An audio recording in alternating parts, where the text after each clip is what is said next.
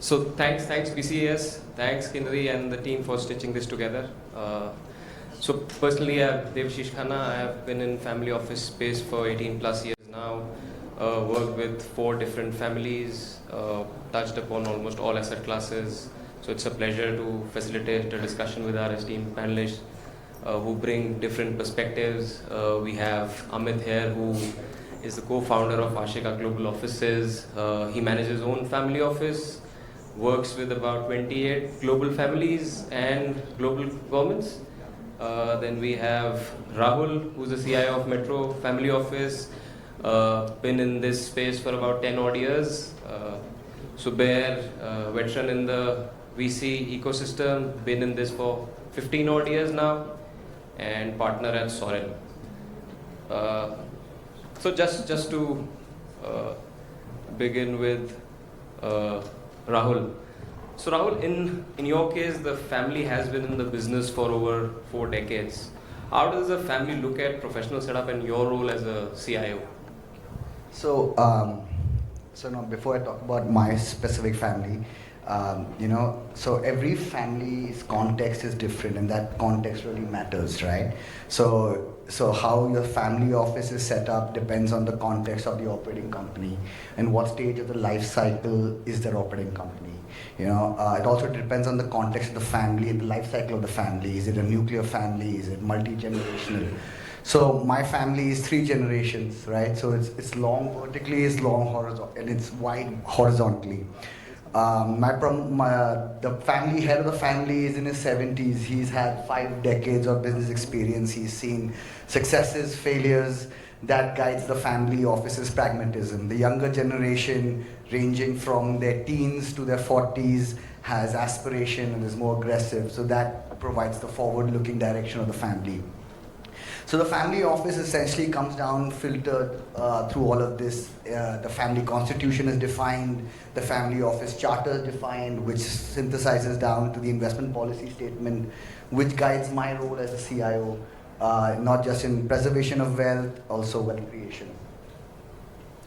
No, great. So bringing in perspective from a VC. So Subair, as a fund, you have a lot of family offices as your LPs, and how do these family offices, LPs, balance between fund investing managed by professionals such as yours and versus their direct deal enthusiasm, which is pretty high as of now? Good afternoon, everybody. My name is Subir Monga. I'll just introduce myself.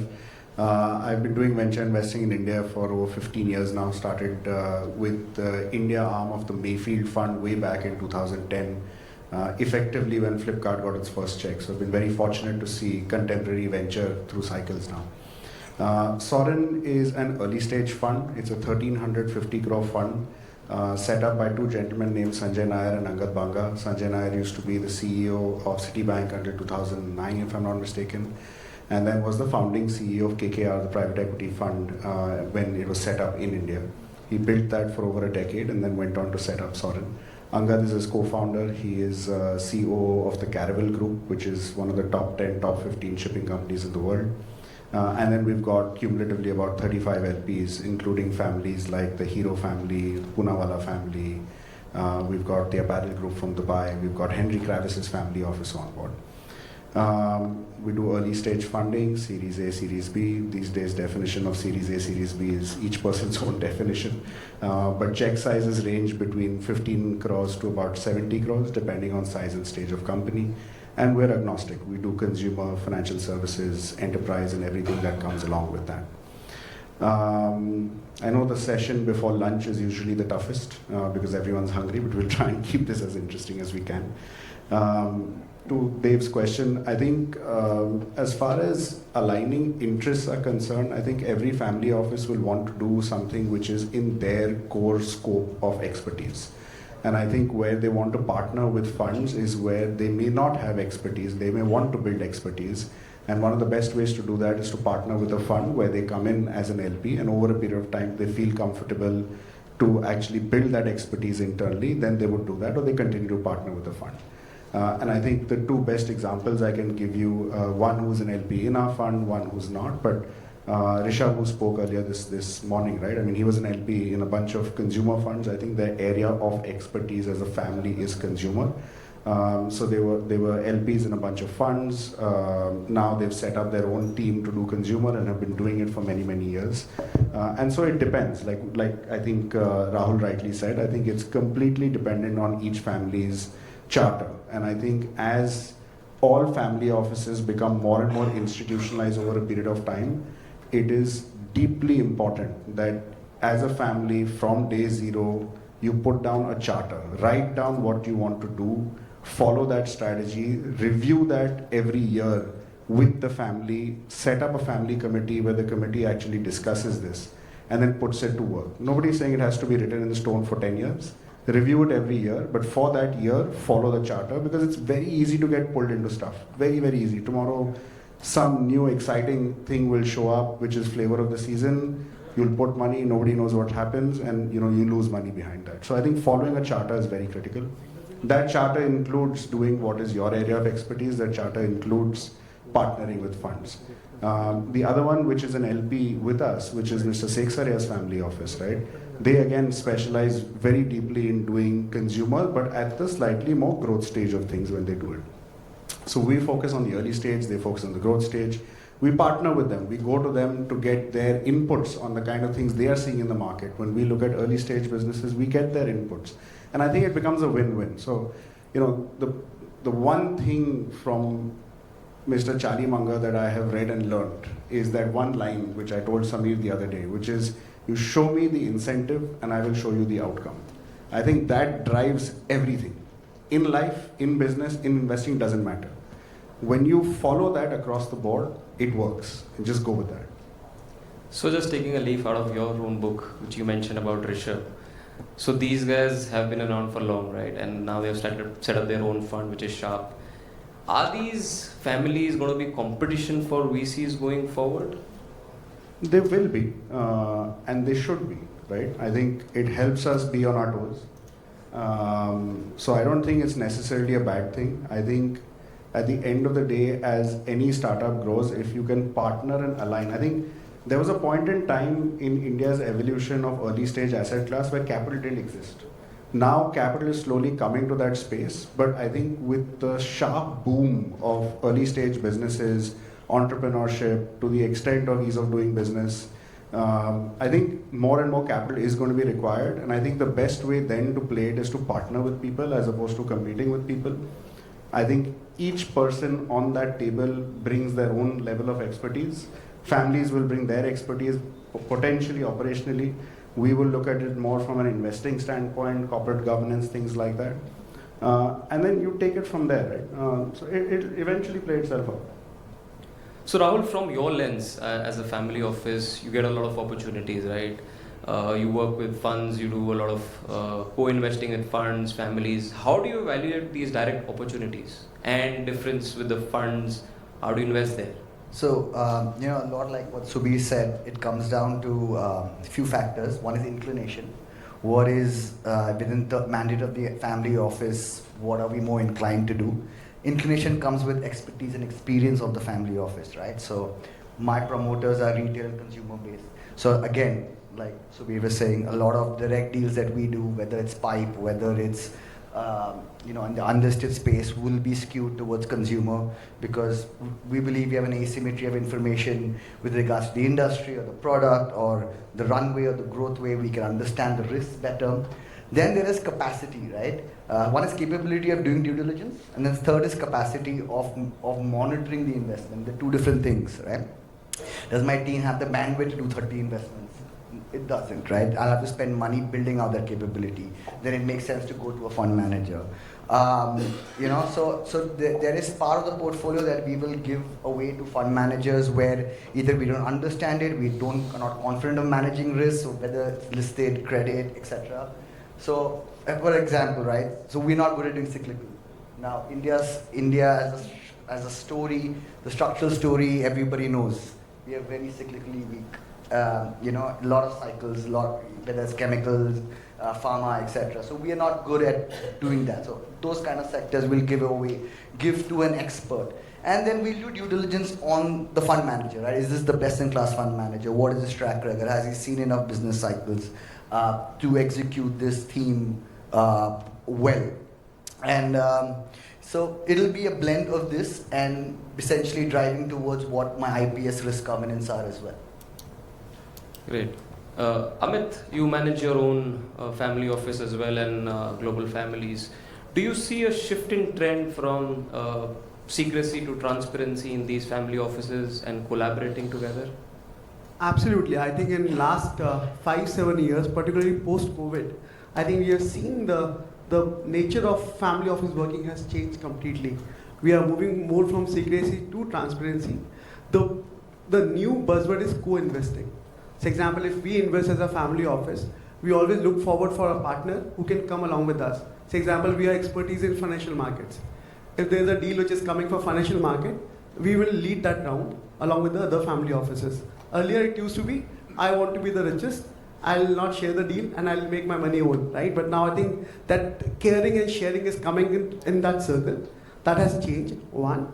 Number two, if I don't understand a space, example, I don't understand AI pretty well, right? I'll go to probably someone in my family office circle who has that expertise of AI, and I can take his lead and I can be a co-investor there. Something I think that has changed, particularly in the last 3 to 4 years after the bull run of 2021, where most of the people in private equity market has invested at the top of it. And after that, we have seen there's a gradual decline in the valuation of the startup ecosystem and private markets. I think post that, I think this shift has happened for sure. Yeah, just to add to that, I think we have a pretty sizable portfolio of about 40 odd companies, and 70% of that is either co-investing with funds or other families. I think all these panelists, I'm working with a deal currently with Rahul. We have just done, Soren has just funded one of our portfolio companies. So hope to work with you soon as well, Amit. So Amit, bringing in your global perspective, how do you see the family offices looking at asset allocation given the global shift in trends, uncertainties? And how do you look at the rebalancing of allocation, family offices exposure and keenness to, say, real estate versus equity and the liquidity challenges? Honestly, I can talk about my family office and the circle around. I think 60 to 70% is completely into equities and derivatives. That's what we understand the space pretty well. We have a large team of 300 people on payroll who work for us across the business verticals for sure. But in that space, we understand. 10 to 15% into private equity space, but now I think the valuation are coming down to a reasonable level. I think now no VC which we speak to is chasing a growth. They're talking about growth with profits. That philosophy is changing now in last 2 to 3 years. So we are increasing our allocation from 10% to private equity to 15 to 20% because the deals are far better. They are looking for profit, and the narrative has changed. It is not about only top line growth, it's about profitable growth. So we are increasing our allocation there. Less 20-30% is into, keep shifting into gold and real estate, because in the longer run, if you have seen, the real estate and gold has given more or less the same returns. So we keep, depend how much liquidity we want to keep in cash, 20-30% play with, mostly in the gold side and debt side of it. And I think we keep periodically rebalancing it, say every 2 to 3 year point of time, because we take at least 3-year perspective whenever we decide any allocation for the family office investments. So we're bringing you in. What do you see as the biggest opportunity and the challenge in the VC ecosystem for family offices? And would love your thoughts more on challenges, opportunities. Obviously, everybody knows about. I think opportunities are infinite, and I think to Amit's point, Amit, we've done 3 AI deals, so happy to partner with you. So I think opportunity is exactly that, right? I think it is partnering with people so that people get comfortable with the asset class. I think at the end of the day, as much as we would like to believe that family offices want to sort of get deeply involved in it, fact of the matter is whether you're running a startup, large business fund, unless you are personally involved day in, day out running that shop, you will never be able to extract fullest potential out of that. And I think the benefit of partnering with a fund to do some of the investments is that this is the fund's job. It is our job to work with entrepreneurs to ensure that they are, to the extent that we can influence, successful in building what they can build out. And that's what we do all the time. Whereas from families have their own business to run. They have 10 other asset classes that they're looking at in addition to the venture asset class, right? So that's the whole benefit of partnering. That's the whole benefit of the opportunity side of things. I think from the challenges side of things, I think it is the exact inverse of that, which is today the venture asset class, with everything that we see in the newspaper, large OpenAI outcomes, $500 billion, everything, right? I think the same expectation is there out of the Indian VC ecosystem, right? Fact of the matter is the Indian VC ecosystem is no more than 15 years old, number one. Number two, the US VC ecosystem in comparison is over 70 to 80, close to 100 years old today, right? The first, if you read wherever, form of a VC fund that got set up in the US was way back in the 1950s. So we are close to about today 75 years in maturity as an asset class. It is going to take time. Let's accept that, digest that. I think the more fund managers get pushed to get those kind of outcomes, the more you will have the same problem of people taking wrong decisions, deploying money for the sake of deploying, deployment pressure, all those wrong reasons, right? So I think those are areas where, as people get more comfortable with the asset class, it is also important to, I think, study the macro with the micro. There's one thing on the VC asset class in itself. The other thing is comparison with the US VC market. The US at the end of the day is the reserve currency of the world. They print money at will. When they print money at will, you can basically get very deep liquid markets. You've got the Ciscos and the Intels of the world who basically acquire companies left, right, and center. In India, you're going to have your own journey. You're going to have a journey where at some point in time that M&A market will start. You've already started seeing in 10-year horizons companies like Nykaa going public. In the next, you guys track the IPO bucket far better than I do probably, but the number of new age companies that are coming to market now, and if I were to fast forward 20 to 30 years from today, I would not be surprised that a big bucket of the BSE NSE 500 is going to comprise of new age companies, right? And data is there to prove that. You look at the S&P 500, right? What the composition was 20 years back to what it is today. It is going to happen. So the question is, do we want to participate or we don't want to participate? Great. So Rahul, as a CIO, you are expected to do a lot of things apart from investing. So what frameworks do you have, and that could be an advice to the audience also, to manage all these, right? That could be cash flow management, investing in short term versus long term, wealth creation, preservation, and other things. So going back to having, institutionalizing family offices, everything needs to be put into a framework. So what I call an IPS is not just a one-pager, it's a very detailed document that goes into various asset classes. And a gut wrench, you will say equity, fixed income, cash, liquidity, right? The three asset classes. But my IPS has 6 or 7 asset classes. There's listed equity, there's unlisted equity. Within unlisted equity, there's early stage, late stage. I have fixed income, which is just plain from AAA to single A. There is credit, and within credit, you have a couple of buckets from performing credit to special sit. I have derivatives. Like that you were talking about. I have commodities as a whole separate bucket, not just saying I want 5% gold. I'm saying, in the last few months we have a lot of downselling of the concept of, hey, silver's undervalued, buy silver, right? Understanding that there's massive risk in silver, it's not so easy. So one of our due diligence points said that, do you know when silver had reached its highest point?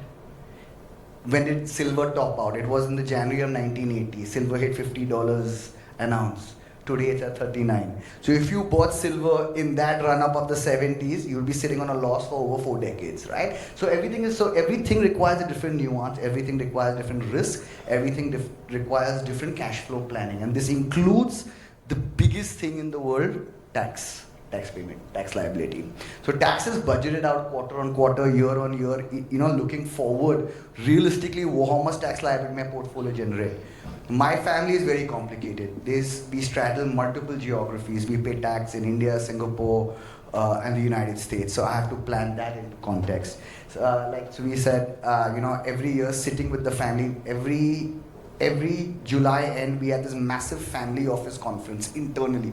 So I have 6 family trees. So while I'm a single family office, we also a multi-family office, right? Different generations, different family trees. We sit down with each one of them and plan out their budget. 1 year, 3 year, 5 year, third generation. Some are in their teams, some are graduating colleges. Will they require real estate? Will they require access to funds overseas?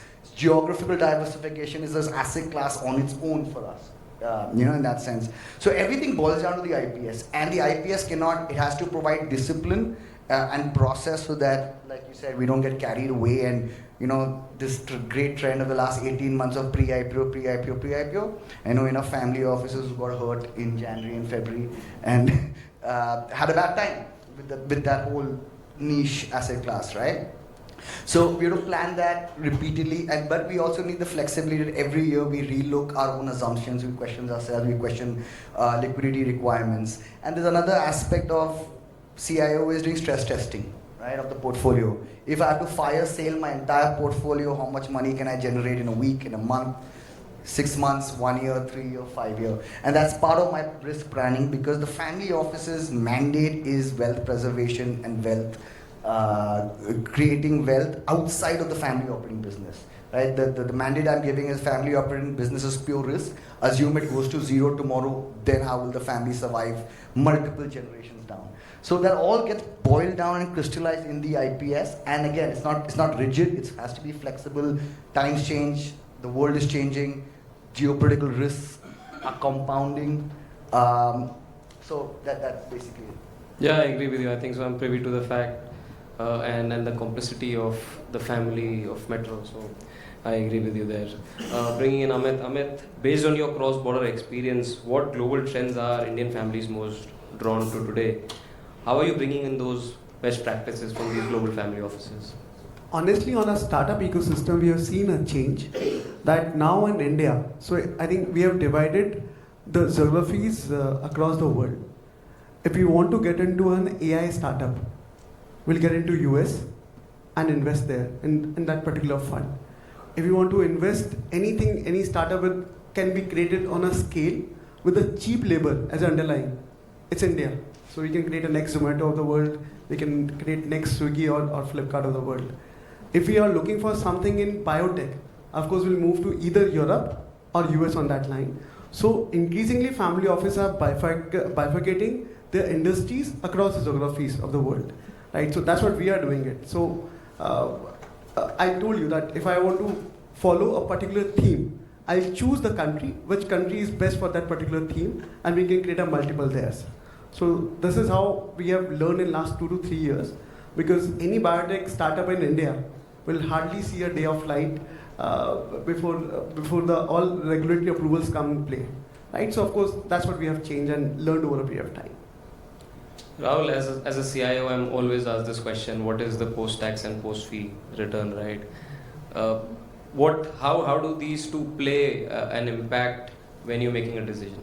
So they play a huge role, and at the most basic level, it comes from understanding that return and risk are very highly correlated, right? So if I'm investing in a strategy or an asset class, etc., and post-tax, post-fees, I end up with a number that does not compensate me for the actual risk I've taken in that strategy, then that becomes very costly for me, right? So risk has to match return. And so return for us is always post-tax, post-fees. And again, my family is very complicated, very high tax paying, we straddle very high tax paying jurisdictions of India and the United States. So my post-tax, post-fee filter to the world is different from a normal Indian family, but it plays a really critical role. If I'm paying fees to a manager, I have to justify their fees, that what am I paying these fees for? Is this manager bringing an alpha to the table? Is he bringing value add to me in terms of not just a return, but also information, co-investment deals, educating me on whether it's AI or whether it's biotech industry or whatever it is, right? Am I getting compensated for, by giving the manager 2% fee, 220 fee, am I getting something valuable in return, right? Does that make sense or not? So it is very, very critical. Looking at structures from a tax angle is very, very critical. So, the mutual fund industry is slowly going to come out with SIFs, right?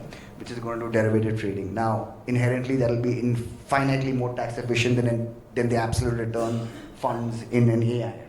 And that will change the industry as well, right? And it's something that I'm looking forward to looking at, because post-tax will change in that. The inherent risk will stay the same, more or less, because there will be different governance in mutual funds and EIFs of risk taking. But it plays a very, very, very critical role in how we look at investment opportunity, how we conduct due diligence as well. So what benchmarks and success metrics should families track then? So again, the benchmarks and performance metrics again rolled back to the IPS, right? So the IPS gives me a direction of what the family needs are in terms of wealth growth, right? So everybody loves hearing stories of 30% return, 40% return year on year, right? But the simple math is that if you're compounding at 10 or 11% annually, you double the money in 7 years. That's wealth growth, real wealth growth, without volatilities of drawdowns and risks of something going to zero, right? So one target is obviously the target of the IPS, right? Post-tax, post-fees again. The second is the context. How does the IPS still make sense within the changing macro environment of the world? Tariffs, rupee depreciation, etc., right? Dollar volatility, downgrading of the T-bill, etc. The second is that we benchmark ourselves in each asset class and ourselves against best in class. So while we do look at what the mainline indices have done, our job is not to outperform the indices. My job as a CIO and what I get compensated for is to do as well or outperform the best in class managers that are out there. So we develop our own internal indice made up of top quartile mutual fund managers or PMS managers, for example. The third thing that we do is look at risk, right? So risk as a matrix can be mathematically quantifiable. You have Sharpe ratios, Sorrentino ratios, etc. So I may return 30% return, but if I took outsized risk to deliver a 30% return, that was a substandard return, right? Given the risk I took. So that becomes part of my performance matrix. The last thing, and I think we do it because we have to, because we're a global family, we straddle multiple jurisdictions. Close to 20-25% of my portfolio is invested overseas. So we have to dollarize our portfolio, right? So we look at a dollar return to my portfolio. But now more and more Indian families who also have money in India because they spend outside India, holidays, homes, etc. So they also have started dollarizing their portfolio. One of the stark realities is that the dollar rupee rate was 43 bucks 25 years ago. Today it's 87. It's trending to 90 now, right? So that diminishes the value of your portfolio from a global sense. More and more Indians are becoming global people, right? Their children are going overseas to study. They may not come back. They may want to set up, subsidiaries of family offices there. So looking at a dollarized return is also an absolute important part of my performance metrics. Yep. Subair, what would be your advice to Indian families who want to set up their family office and start investing in the venture capital and startup ecosystem? Yeah, I'm nobody to give advice to people who've already made money. but they still do. But I think I would say just take it slow. The good part about a family office is that you don't have any pressure from a fund timeline, right? Yours is not a 10-year timeline. You can invest forever.